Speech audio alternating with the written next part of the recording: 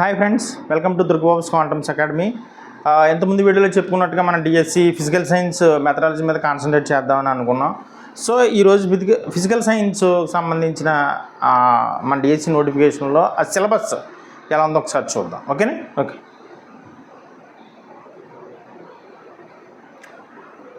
ఇప్పుడు మనం చూస్తే DSC physical science school assistant syllabus కానీ చూస్తే మీరు చూడండి, GK current affairs 10 marks, perspectives in ఎడ్యుకేషన్కి 5 marks, class implications of education psychology 5 marks. మీరు చూస్తే majority content 40 marks, methodology 20 marks, which is అంటే ఇది మీరు చూస్తే ఇక్కడ చూస్తే మీరు మెథడాలజీ 20 మార్క్స్, కంటెంట్ 40 మార్క్స్, అంటే మనం ఫుల్ 60 out of 60 మనం దీంట్లో మనం సాధించవచ్చు. ఇవి కూడా మనం ఈ పర్స్పెక్టివ్స్ ఇన్ ఎడ్యుకేషన్ సైకాలజీలో కూడా చాలా వరకు 90% వరకు మనం చేయొచ్చు.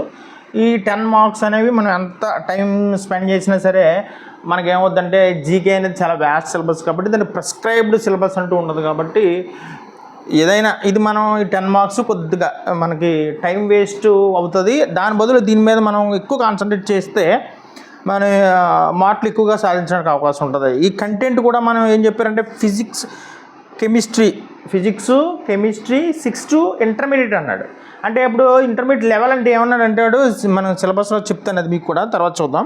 ఇప్పుడు మెథడాలజీకి వస్తే మనకు 20 మార్క్స్ కూడా, ఈ మెథడాలజీలో 20 మార్క్స్ కూడా మీకు ప్రిస్క్రైబ్డ్ సిలబస్ అనేది ఇవ్వడం జరిగింది. ఇక్కడ ఏంటంటే సిలబస్ మీకు ఇప్పుడు మెథడాలజీ మనం 20 మార్క్స్ ఇచ్చాడు, సిలబస్ ఇక్కడ ఇచ్చాడు, ఒక 11 యూనిట్స్ సిలబస్ ఇచ్చాడు. అందులో మనకి ఫస్ట్ సిలబస్ చూస్తే మనం first unit the nature of science, అంటే ఇంట్రడక్షన్ పార్ట్. ఇదంతా కూడా అసలు స్ట్రక్చర్ ఏంటి, సైన్స్ ఏంటి, సైన్స్ ఎలాగా మనకి వచ్చింది, దానికి డిఫరెంట్ డెఫినేషన్స్, హైపోథెసిస్ అంటే ఏంటి, ఇలా దీనికి సంబంధించి. తర్వాత చూస్తే the state development of science ఎలా డెవలప్ అయింది, ఎయిమ్స్ అండ్ వాల్యూస్, ఇలాగ మీరు సిలబస్ మీరు చదువుకోవచ్చు. నేను దీని గురించి టైం ఎక్కువ వేస్ట్ చేయను. ఇప్పుడు మనం ఏం చేద్దామంటే ఒక్కొక్క టాపిక్లోకి వెళ్ళిపోదాం. అంటే ఫస్ట్ మెథడాలజీలో చూస్తే మనకి ద నేచర్ ఆఫ్ సైన్స్ అనేది ఒక టాపిక్ మనం తీసుకుంటే, ఫస్ట్ చాప్టర్ తీసుకుంటే అసలు సైన్స్ యొక్క నేచర్ ఏంటి, పాస్ ఇది బోర్డు పెట్టి. ఇప్పుడు మనం నేచర్ ఆఫ్ సైన్స్ చూద్దాం. నేచర్ ఆఫ్ సైన్స్ అనేది ఇచ్చాడు. ఇది కూడా మనకి బేసిక్స్ సంబంధించి కాబట్టి, ఈ మెథడాలజీకి సంబంధించి మనం నేర్చుకుంటున్నాం కాబట్టి నేచర్ ఆఫ్ సైన్స్ అనేది కూడా మనకు తెలియాలి. నేచర్ ఆఫ్ సైన్స్ అంటే సైన్స్ యొక్క, విజ్ఞాన శాస్త్రం యొక్క స్వభావం, దాని యొక్క నేచర్ ఎలా ఉంటుంది. అంటే సైన్స్ అంటే మనకు తెలుసు ఏంటి సైన్స్ అంటే. విజ్ఞాన శాస్త్రం అంటే ఏంటంటే మనం చుట్టూ ఉన్నటువంటి ప్రకృతి నుంచి వచ్చింది విజ్ఞాన శాస్త్రం. విజ్ఞానం అందులో ఉంది. విజ్ఞానం అంటే టు నో సంథింగ్. జ్ఞానం అంటే ఏంటి, కొత్త విషయాన్ని ఏదన్నా తెలుసుకోవడం జ్ఞానం.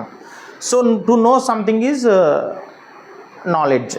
సో ఈ నాలెడ్జ్ అనేది అక్యుములేట్ అవుతూ మనకి ఎన్నో సంవత్సరాలు, మన కొన్ని లక్షల సంవత్సరాల నుంచి, మనిషి పుట్టిన కొన్ని లక్షల సంవత్సరాల నుంచి ప్రతిదానికి, మిగతా జంతువులకి మనిషికి ఉన్నటువంటి ఈ మెయిన్ డిఫరెన్స్ ఏంటంటే ప్రకృతిని పరిశీలించడం.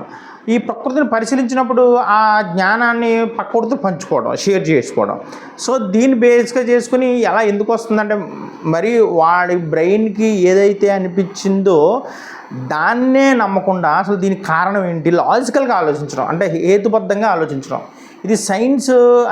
అంటే సైన్స్ని పరిశీలించడానికి మనకు ఉండేటువంటి ముఖ్యమైనటువంటి విషయాలు ఏంటంటే, మనకి పరిశీలన చాలా ఇంపార్టెంట్ థింగ్ ఏంటంటే అబ్జర్వేషన్. ఈ అబ్జర్వేషన్ ఎలా ఉండాలంటే లాజికల్గా ఉండాలి. ఏదో పరిశీలించడం అంటే ఏదో చూసుకుని వెళ్ళిపోవడం కాదు. పరిశీలించడం అంటే ఒక విషయం, ఒక ఫెనోమెనా, ఒక మనకి చుట్టుపక్కల ఎన్నో ఫెనోమెనాస్, దృగ్విషయాలు మనకి చూస్తూ ఉంటాం.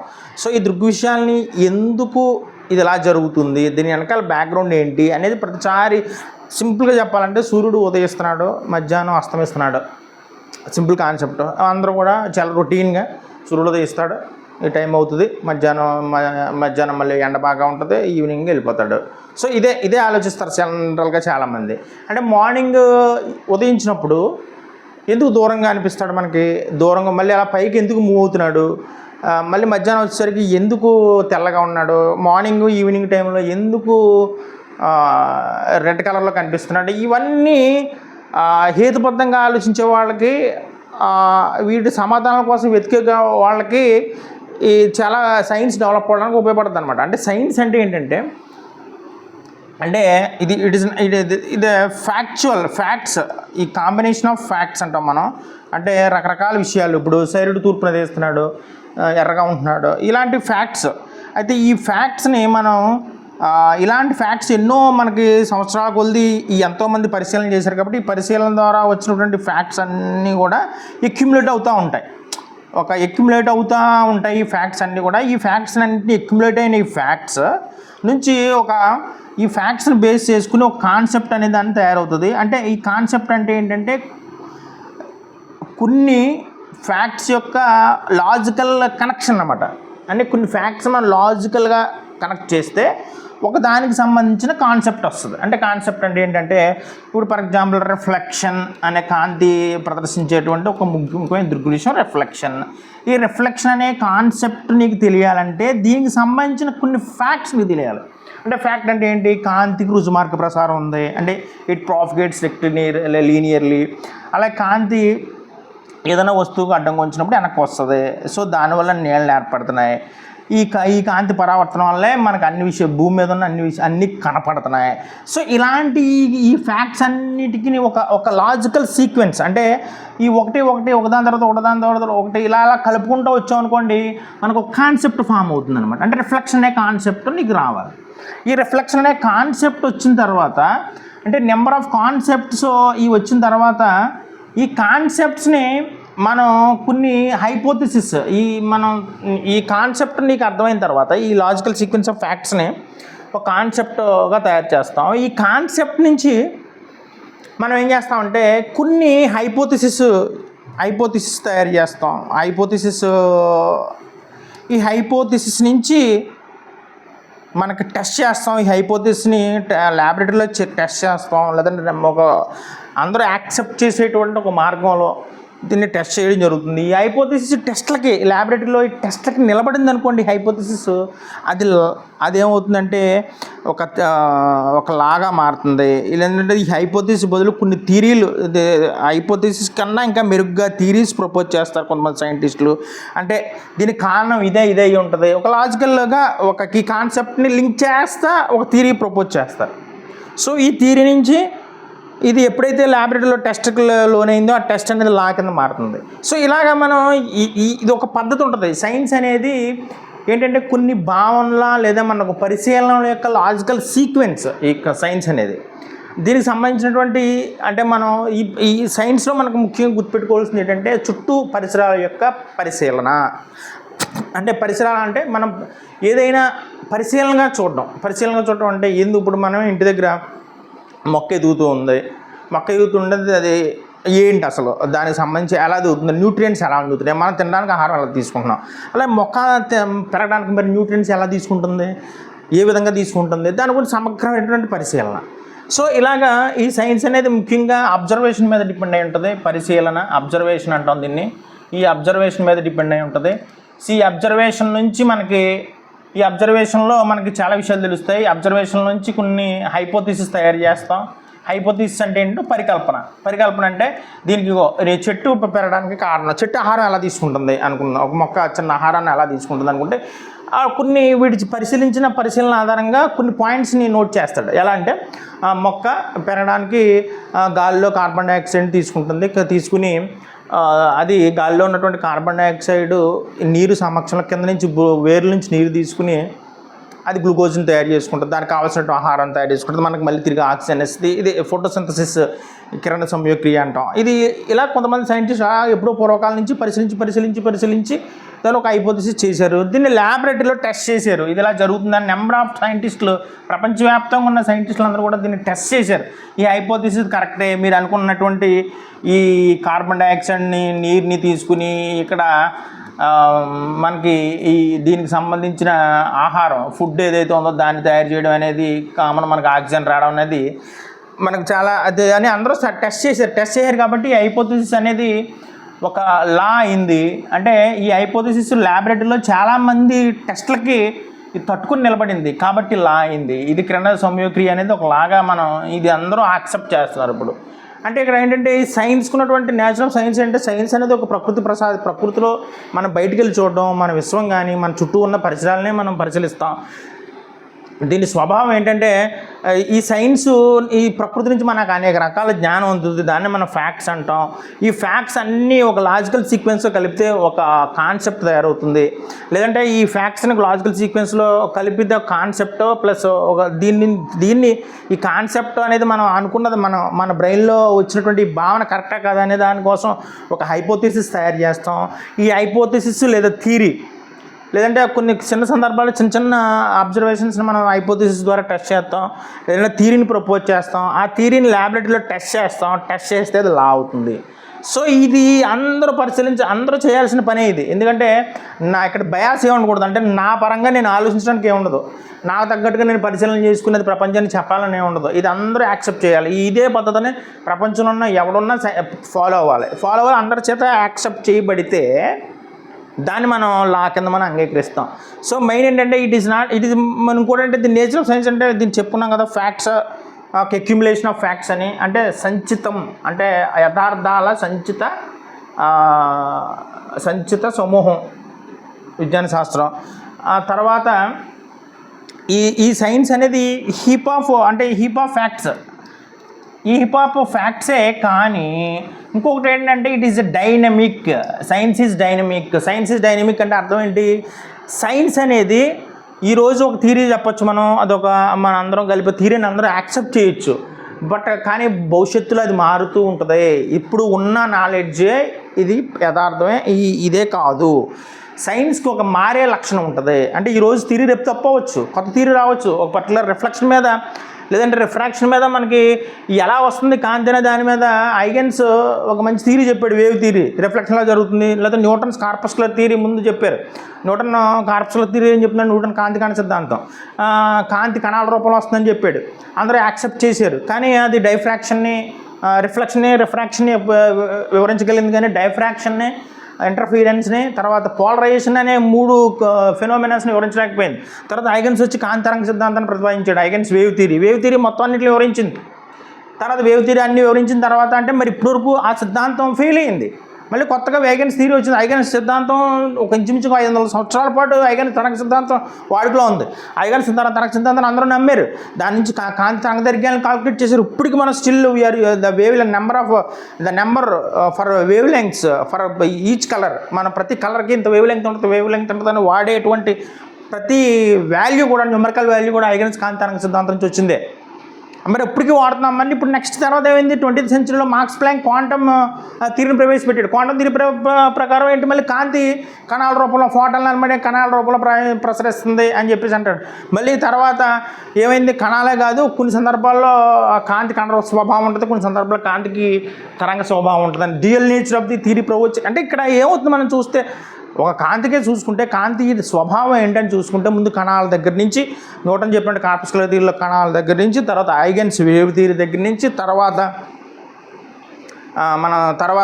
మళ్ళీ మాక్స్ ప్లాంక్ చెప్పిన ఫోటాన్ సిద్ధాంతం, తర్వాత డ్యూయల్ నేచర్. ఇప్పుడు ఇలాంటి అంటే ఆ మార్పు ఇంకా భవిష్యత్తులో ఎలా మారుతుందో తెలియదు. అంటే సైన్స్కి ఒక డైనమిక్ నేచర్ ఉంటుంది. సైన్స్కి అనేది ఒక డైనమిక్ నేచర్ ఉంటుంది. డైనమిక్ అంటే అర్థం ఏంటంటే ఒక స్టాటిక్గా ఒక చెప్పిన సిద్ధాంతమే ఉండదు. అంటే సైన్స్ డైనమిక్ అంటే కాలానుగుణంగా మారుతూ ఉంటుంది. ఇప్పుడున్న సిద్ధాంతం కానీ, ఇప్పుడున్నటువంటి చేసిన పరికల్పన కానీ అది కాన్స్టెంట్ కాదు, ఫిక్స్డ్ కాదు, అవి మారుతూ ఉంటాయి. సో సైన్స్కి అనేది డైనమిక్ నేచర్ ఉంటుంది. సో అంటే ఇప్పుడు మన పిల్లల్ని ఎలా తయారు చేయాలంటే, ఇప్పుడు మనం దీన్ని ఎలా అడాప్ట్ చేసుకోవాలి, డిఎస్సిలో మన ఆలోచన ఎలా మార్చుకోవాలి, డిఎస్సిలో ఎలాంటి క్వశ్చన్లు వస్తాయి అంటే, ఒక సైంటిస్ట్గా నువ్వు పిల్లల్ని తయారు చేసే క్రమంలో ఎలాగా నువ్వున్నావు, పిల్లలు నువ్వు ఎలా తయారు చేస్తున్నావు అంటే సైన్స్ గురించి పూర్తిగా తెలిస్తే నీ యొక్క బిహేవియర్ దానికి తగ్గట్టుగా మారాలి. ఇక్కడ ఏం చెప్తున్నాం మనం? నేచర్ ఆఫ్ సైన్స్లో సైన్స్ అంటే మనం చూసేది అంతా కూడా, మన కళ్ళకు కనిపించేది అంతా కూడా అది సత్యం కాదు, మనకేదో అనుకున్నది ఏదో సత్యం కాదు అని లోతుగా పరిశీలిస్తే దాంట్లో విషయాలు తెలుస్తాయి. సో మనకి తర్వాత దీనికి సంబంధించినటువంటి ఎంపిరికల్ ఎక్స్పీరియన్సెస్ అంటే ఏంటి? మనం చూడడం ద్వారా, కొంత మనం పరిశీలన ద్వారా, కొన్ని చేస్తూ ఉంటాం. కొన్ని పరిశీలన ద్వారా ఎంపిరికల్ ఎక్స్పీరియన్సెస్ అంటే ఏంటి, ఎంపిరికల్ ఎక్స్పీరియన్సెస్ అనే పదం కూడా, ఈ పదాలకంటే మీరు ఈ మెయిన్ ఈ మెథడాలజీలో కానీ సైకాలజీలో కానీ ఈ పదాలకి కరెక్ట్ కనెక్షన్ మీరు పట్టుకోగలిగితే మీరు టెక్స్ట్ బుక్ చదువుతున్నప్పుడు మీకు ఈజీగా అర్థమైపోతుంది. ఎంపిరికల్ ఎక్స్పీరియన్స్ అంటే ఏంటంటే ఇప్పుడు మనం ఏం లేదు, ఒక ఉప్పు తీసుకున్నాం, అది నోట్లో పెట్టుకున్నాం, ఉప్పుగా ఉంది, అది ఒక టేస్ట్గా మనం డిసైడ్ చేసాం, అది అందరూ యాక్సెప్ట్ చేశారు. దానికి ప్రత్యేకమైనటువంటి ప్రయోగం ఉండదు, అక్కర్లేదు, దాని ప్రయోగం చేయక్కర్లేదు. ఉప్పు ఎలా ఉందంటే ఒక రకమైన టేస్ట్, ఆ టేస్ట్ అందరూ ఫీల్ అవుతున్నారు. సో అది ఒక ఎంపిరికల్ ఎక్స్పీరియన్స్, దానికి ప్రత్యేకమైన ప్రూఫ్లు అవసరం లేనటువంటి సత్యం అనమాట. ఎంపిరికల్ నాలెడ్జ్ అంటే అర్థం ఏంటంటే అందరూ అది నిజం, అందరూ యాక్సెప్ట్ చేశారు, దానికి ఏ విధమైనటువంటి ల్యాబొరేటరీలో టెస్ట్లో అవసరం లేదు. అంటే మన ఒక రకంగా చెప్పాలంటే మ్యాథమెటిక్స్లో యాక్సియం లాగా అనమాట. చూడండి, స్వీకృతం అంటారు కదా మ్యాథమెటిక్స్లో, సరళ రేఖ మీద అనంత బిందువులు ఉంటాయి. దీనికి ప్రూఫ్ అక్కర్లేదు, ఎందుకంటే సరళ రేఖ మీద అనంత బిందువులు ఉంటాయని మన కాన్సెప్ట్, మన బ్రెయిన్ చెప్తుంది, మనం చూస్తే దానికి అర్థం చేసుకుంటాం, అందరూ అర్థం చేసుకుంటారు. అలాంటి వాటిలో మనం యాక్సియమ్స్ అని అలా అంటాం. అలాగే ఇక్కడ ఎంపిరికల్ ఎక్స్పీరియన్స్, అనుభావిక, దీన్ని ఎంపిరికల్ అంటే అనుభావిక అంటారు తెలుగులో. అనుభావిక ఎక్స్పీరియన్స్ అంటే అనుభవాలు. మనకి దీంట్లో చాలా ఎంపిరికల్ ఎక్స్పీరియన్సెస్ మనం తీసుకుంటాం. ఎందుకంటే ఎంపిరికల్ ఎక్స్పీరియన్సెస్ అంటే మనం ప్రతిదీ చూస్తాం, దాని నుంచి ఇంకా అది సత్యమని పదార్థం అంటే దానికి ఒక మాస్ ఉంటుంది అని చెప్తాం. So that the empirical experience, you should not have any proofs for that. So ఇలాంటి ప్రూఫ్స్ అవసరం లేనిది సత్యాన్ని మనం, ఈ ఫ్యాక్ట్స్ మనం ఏంటంటే ఎంపిరికల్ నాలెడ్జ్ అంటాం. దీనికి సంబంధించి వచ్చిన దాన్ని ఈ ఎంపిరికల్లో అంటే సైన్స్, నేచర్ ఆఫ్ సైన్స్ అంటే ఎంపిరికల్గా వచ్చినటువంటి ఎక్స్పీరియన్సెస్ని దీంట్లో యాడ్ చేయడం జరుగుతుంది. ఫ్యాక్ట్స్ యాడ్ అవుతాయి, నెంబర్ ఆఫ్ ఫ్యాక్ట్స్ ఎక్యుములేషన్ జరుగుతుంది. ఈ ఫ్యాక్ట్స్ని హైపోథెసిస్ చేసిన తర్వాత టెస్ట్ చేస్తే వచ్చింది, టెస్టులు నిలబడితే లా అవుతుంది, టెస్ట్లో నిలబడకపోతే రిజెక్ట్ అవుతుంది, ఈ హైపోథెసిస్ రిజెక్ట్ అవుతుంది. సో ఇలాగే ఇది కూడా ఈ హీప్ ఆఫ్ ఫ్యాక్ట్స్ అని మనం సైన్స్ అనుకోకూడదు, ఎందుకంటే ఇలాంటి ఫ్యాక్ట్స్ అది మారచ్చు కాలానుగుణంగా, కాలంతో పాటు with respect to time it may change. So కాలానుగుణంగా ఇవి మారచ్చు ఈ ఫ్యాక్ట్స్ అనేవి. అలాగా ఒక కాన్సెప్ట్ అంటే మనం ఏం చెప్తుంటే ఎక్స్ప్లోరేషన్. ఇంకో పదం ఏంటంటే మన సైన్స్లో బాగా పరిశీలించాల్సిన పదం ఏంటంటే ఎక్స్ప్లోరేషన్ అంటే అన్వేషణ. మన తెలుగులో చెప్పాలంటే అన్వేషణ అంటే చాలా మైక్రో లెవెల్లో, చాలా సూక్ష్మంగా ప్రతి విషయాన్ని పరిశీలించడం,